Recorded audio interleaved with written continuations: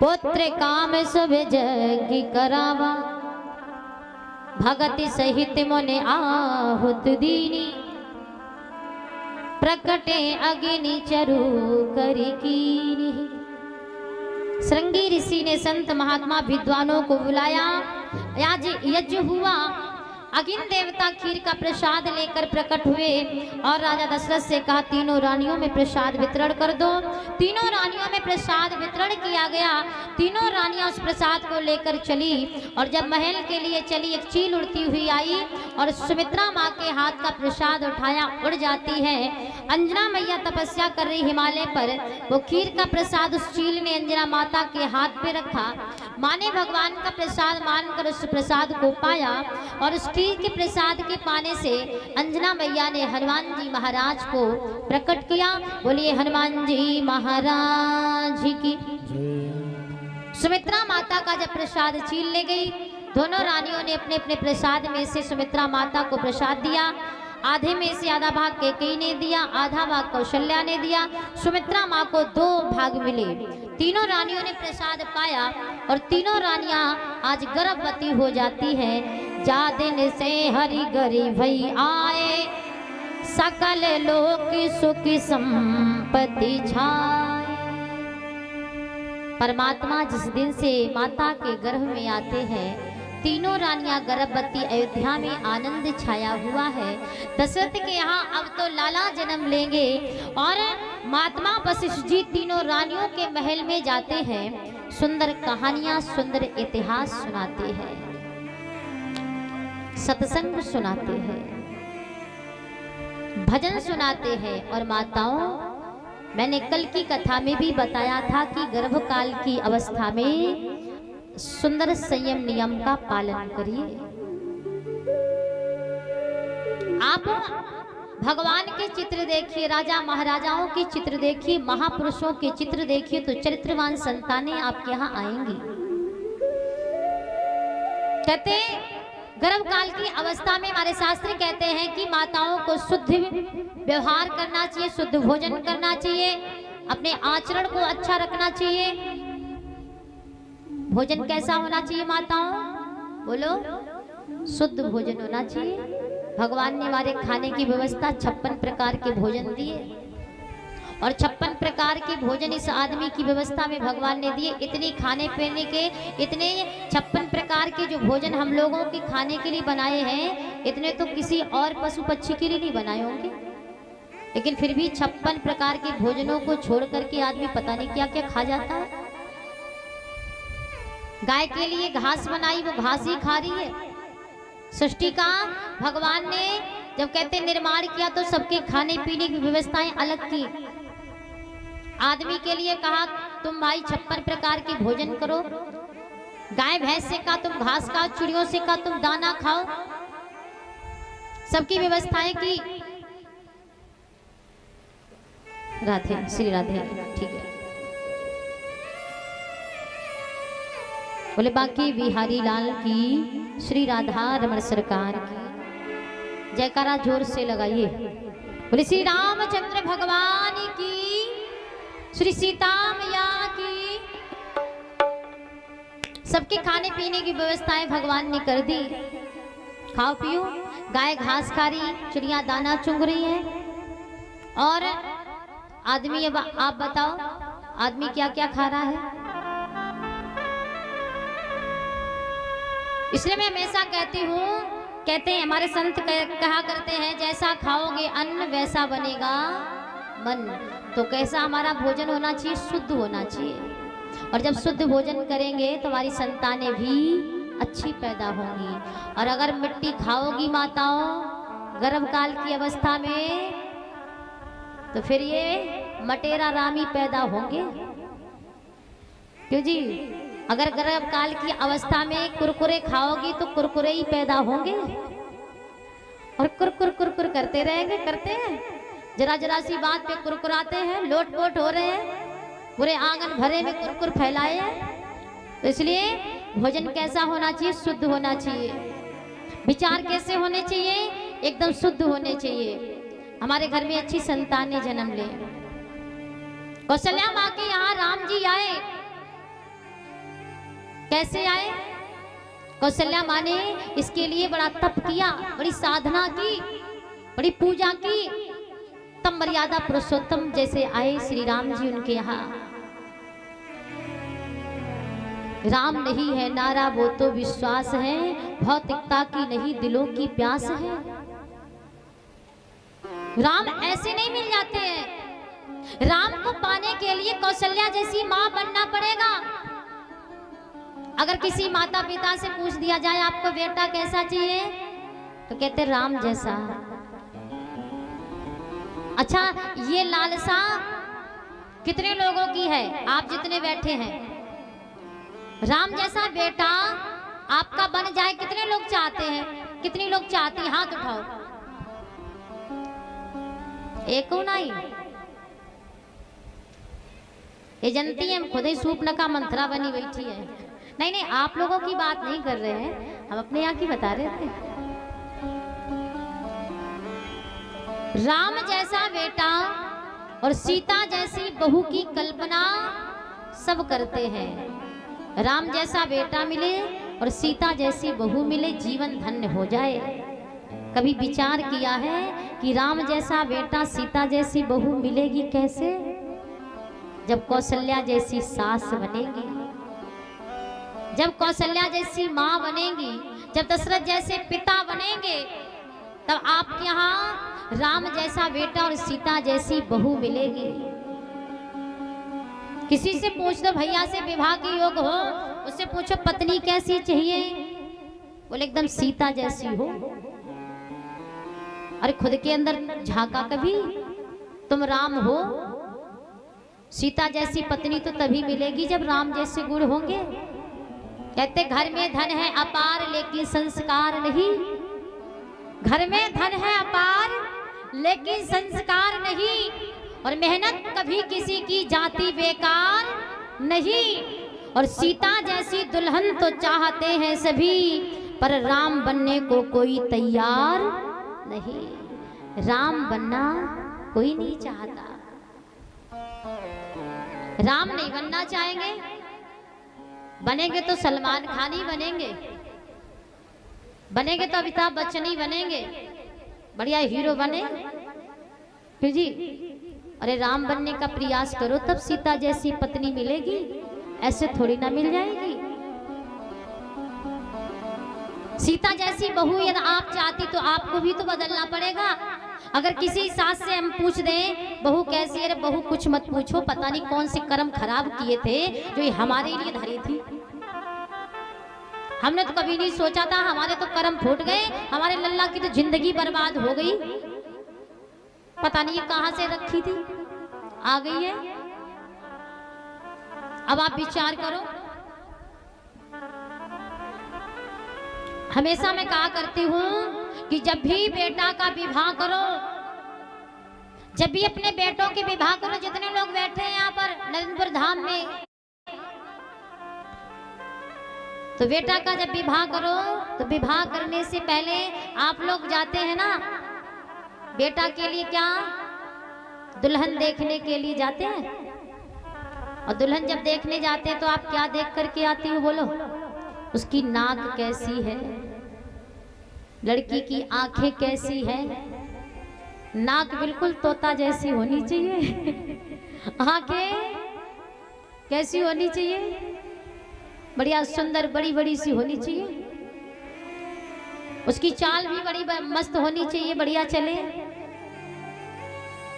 सुंदर हो। गांव भरे में ऐसी दुल्हन किसी के घर में ना हो, इतनी सुंदर दुल्हन लाएंगे बेटा के लिए।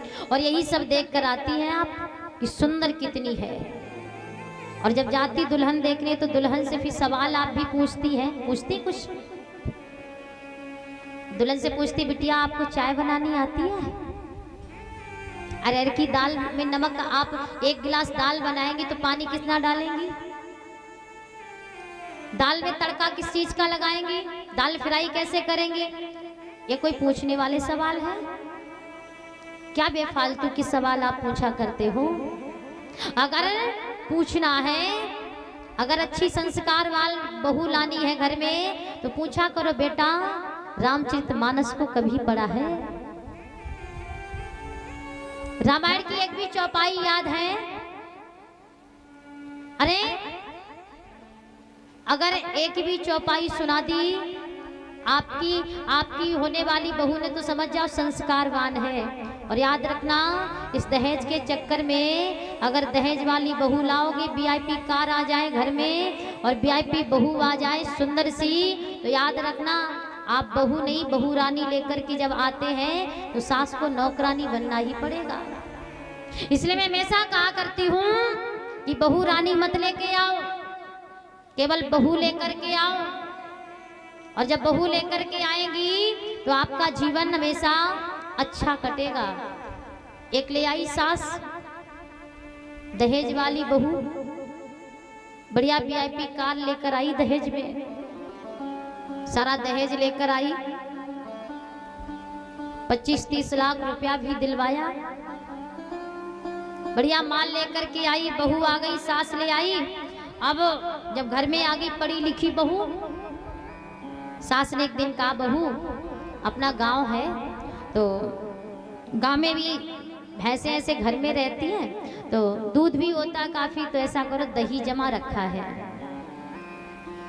और जाओ जाकर के उस दही को मथ लो। बहू चली, पढ़ी लिखी थी, बहू चली, मटका उठाओ, दही मथन लगी। दही मथन के बाद में जैसे ही माखन उतरा के ऊपर आओ, बहू बोली, मम्मी जी जल्दी आओ। बोले का हुई गो? बोले मटका माखन उतराई आओ। सास आई, खींच के थप्पड़ गाल पे मारा, बड़ी आदत की खराब हो, 2 दिन नहीं हुए इस तेरी के अंदर आए, अपने ससुर का नाम ले रही हो, तुम्हारे ससुर का नाम है माखनलाल, खबरदार आज के बाद अगर ये नाम लिया। बहू बोली ठीक है मम्मी जी, आज के बाद ये गलती नहीं होगी। 2-4 दिन और कटे, 2-4 दिन के बाद में फिर सास ने बहू से कहा, बहू जाओ मलौटा में दही रखा उसे मथ लो। बहू चली, मथानी उठाई, दही मथा, और मथन के बाद में जैसे ही माखन उतरा के ऊपर आओ, बहू बोली, अम्मा दौड़व दौड़व। बोले कहाँ हुई गो? बोले मलौटा में ससुर जी उतरा आए। बोले बाकी बिहारी लाल की, श्री राधा रमण सरकार की मैं आपके मध्य में निवेदन कर दूं, जब भी लाओ अपने घर में तो बहू लाइए, बहू रानी कभी मत लेकर के आओ, हमेशा आप खुश रहेंगे। और याद रखिए, जब आपके घर में सीता जैसी बहू आएगी तो आपके नरक जैसे घर को भी स्वर्ग बना देगी, और अगर आप बहू रानी लेकर के आए तो आपके स्वर्ग जैसे घर को भी नरक बना देगी। प्रयास केवल इतना करें कि अपने घर में कार न लाएं, संस्कार लाएं, और संस्कार अगर घर में आएंगे तो आपका जीवन अच्छा कटेगा, आप हमेशा सुखी रहेंगे। इतना प्रयास करो अपने जीवन में, एक अच्छी पत्नी बनो, एक अच्छी माँ बनो, एक अच्छे पिता बनो, और एक अच्छे भाई बनो, एक अच्छी बहन बनो, एक अच्छा बेटा बन करके खड़े हो। अयोध्या की आप चर्चा सुन रहे हैं, राम जी की चर्चा सुन रहे हैं। अरे राम जी के जीवन के चरित्र को देखिए, राम जी के जीवन का त्याग देखिए, उन्होंने त्याग कितना बड़ा किया। महाराज दशरथ जी ने जिस समय 14 वर्ष के लिए वन दे दिया तो राम ने हंसते हुए स्वीकार किया, और राम जी वनवास के लिए जिस समय तैयार हुए, माता कैकेयी ने वरदान में मांगा 14 वर्ष का वनवास, और राम जब वन जाने लगे तो राम जी माता कैकेयी से कहते, माँ तू परेशान मत होना। पिताजी से कहा, पिताजी आप रो मत, 14 वर्ष में लौट करके आऊंगा और आप दोनों की चरण सेवा करूंगा। यह है राम, यह है राम के संस्कार। अगर आजकल कोई पिता अपने बेटा से कह दे कि तू इस घर में नहीं रहेगा, निकल जा, तेरे लिए कोई जगह नहीं है, तो बेटा कहेगा हम तो नहीं निकलेंगे पर तुम्हें निकाल के ही छोड़ेंगे, देखें इस घर में कौन नहीं रहेगा। इसलिए राम जी की अगर कथा सुन रहे हैं, कथाएं बहुत होती हैं, कथाएं बहुत होती हैं, आप लोग सुनते भी रहते होंगे, आप सब विद्वान बैठे हैं, कथाएं बहुत होती हैं, पर आज कहते कथाओं का कोई प्रभाव लोगों पर नहीं पड़ रहा। पता नहीं ये कथाएं कहाँ जा रही है, इतना पैसा खर्च हो रहा है, राजेश्वर जी भी कितना पैसा लगा रहे हैं, और आप लोगों ने पता नहीं इस गांव में कितनी कथाएं होती रहती हैं, आप लोग सुनते भी रहते हैं, पर पता नहीं कथाएं कैसे सुनते हैं आप। वैसे एक बात बताओ, कथा हम जो कह रहे हैं आपको समझ में आ रही कि नहीं आ रही? अच्छा, अच्छी लग रही कि नहीं लग रही? चलो अच्छी बात है, आपको अच्छी लग रही। वैसे तो मुझे लग रहा था कि आप लोग कथा हमारी पसंद नहीं करेंगे, क्योंकि ऐसा लग रहा था मुझे कि आपके यहाँ तो होती रहती, चिमटा फेंकने वाले फेंकते हैं, वो 3 किलोमीटर पे गिरा और लोग देखने यही जाते हैं। क्यों? एक चिमटा वाला उठा, वो खंबे पे चढ़ गया, कहते भैया मजा आ गया आज कथा में, तो बड़ा मजा आया।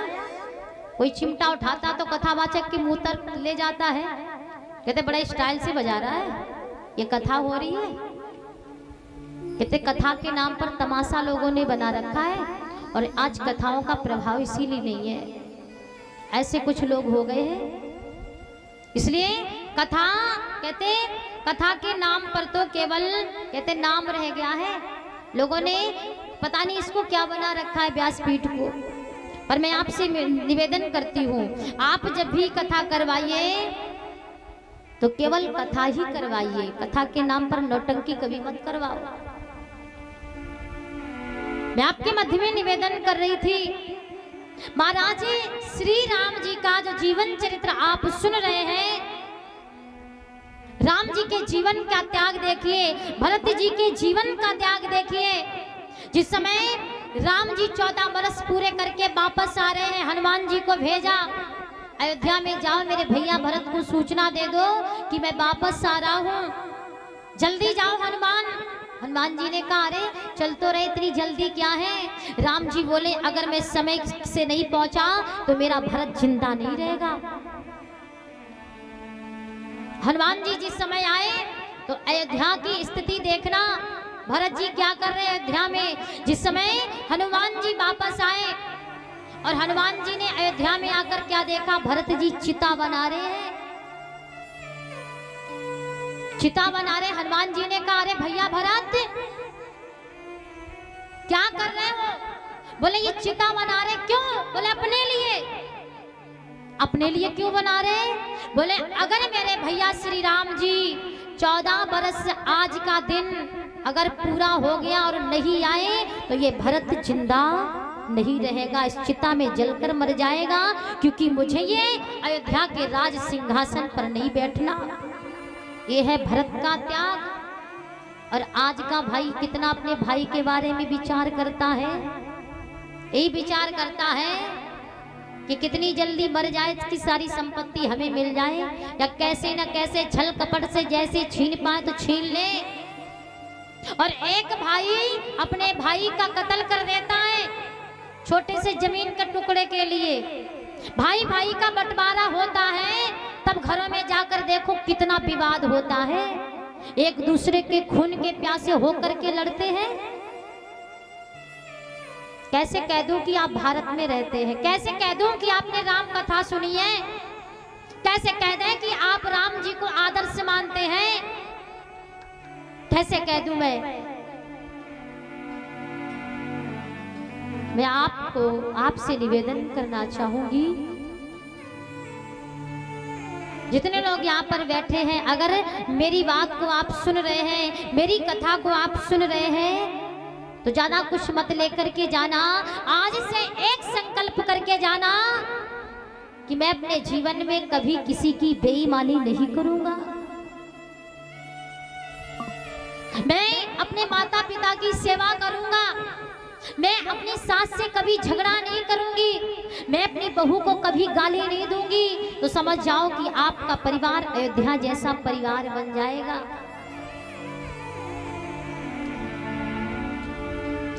संसार के लोगों, रामचरितमानस सुनते हो, तुम्हें राम बनना होगा और चलो राम के पग चिन्हों पर अब इतिहास बदलना होगा, अब इतिहास बदलना होगा। सुन लीजिए जितने भक्त मुझे सुन रहे हैं, ये राम कथा केवल ऊपर ऊपर से सुनने का विषय नहीं है, इस कथा को हृदय में बिठाने का ये विषय है। रामचरितमानस सुनते हो, तुम्हें राम बनना होगा और चलो राम के पग चिन्हों पर अब इतिहास बदलना होगा। जाने कितनी सूप न खाए अपना नाटक दिखा रही, जाने कितनी अभी ताड़िका ऋषि मुनियों को सता रही। ये मरी नहीं, जिंदा है आज भी। जाने कितनी कैकेयी निज पति के प्राण लिया करती और जाने कितनी सती अभी माया से सीता बनती है।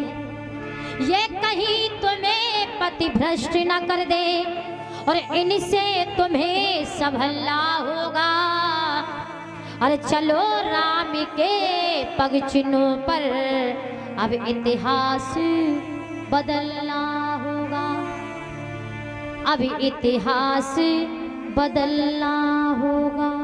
और इतना ही नहीं, मेरी अंतिम बात सुन लीजिए और आपको अच्छी लगे तो तालियां आपकी खुल जानी चाहिए। ये विजय दशहरा पर्व यहाँ कस्बों में मेले लगते हैं। ये जो विजय दशहरा आता है, रावण का पुतला बना बना करके लोग जलाते हैं।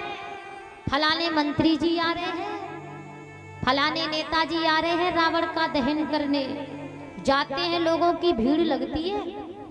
क्यों? आज रावण फूंका जाएगा। लेकिन याद रखना, जब रावण का दहन किया जाता है, रावण का पुतला फूंका जाता है, तो मुझे बहुत तकलीफ होती है, मुझे बहुत पीड़ा होती है। और आप सुनेंगे सो आज से आपको भी तकलीफ होने लगेगी। ये विजय दशहरा पर्व यहाँ कस्बों में मेले लगते हैं और सचमुच के रावण जिंदा है, कागज के रावण जलते हैं। सचमुच के रावण जिंदा है, कागज के रावण जलते हैं। इन सचमुच के 10 शीशों को अब चौराहों पर कुचलना होगा। अरे चलो राम के पग चिन्हों पर अब इतिहास बदलना होगा, अब इतिहास बदलना होगा।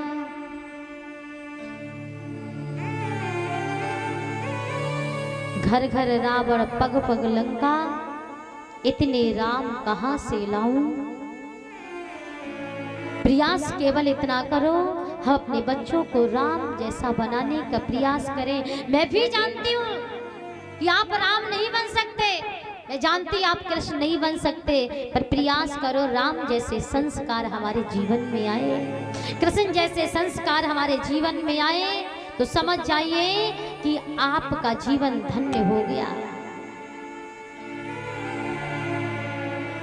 महाराज दशरथ जी के आंगन में राम जी का जन्म हुआ, बड़ी खुशियां मनाई गई है।